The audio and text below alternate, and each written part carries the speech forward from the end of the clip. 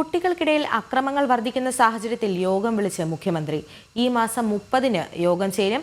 കുട്ടികൾ പ്രതികളാകുന്ന കേസുകൾ വർദ്ധിക്കുന്ന സാഹചര്യത്തിലാണ് കർമ്മ പദ്ധതി ആവിഷ്കരിക്കുകയാണ് യോഗത്തിന്റെ ലക്ഷ്യം.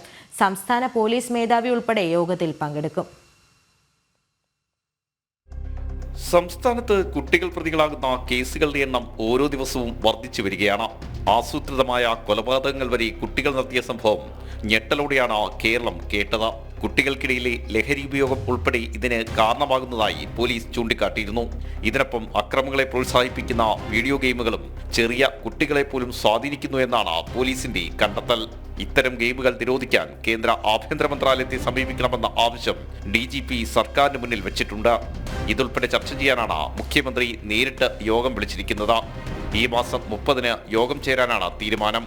സംസ്ഥാന പോലീസ് മേധാവിക്ക് പുറമെ വിദ്യാഭ്യാസ വകുപ്പിലെ ഉന്നത ഉദ്യോഗസ്ഥരും യോഗത്തിൽ പങ്കെടുക്കും. വിശദമായ കർമ്മ പദ്ധതി തയ്യാറാക്കുന്നതുൾപ്പെടെ യോഗത്തിൽ ചർച്ചയാകും. ലഹരി ഉപയോഗം തടയാൻ അധ്യാപകരെ കൂടി ഉൾപ്പെടുത്തി സ്കൂളുകളിൽ പ്രത്യേക സമിതി രൂപീകരിക്കണമെന്ന് പോലീസ് യോഗത്തിൽ ആവശ്യപ്പെടാൻ സാധ്യതയുണ്ട്. രാജീവ്, ജനം, തിരുവനന്തപുരം.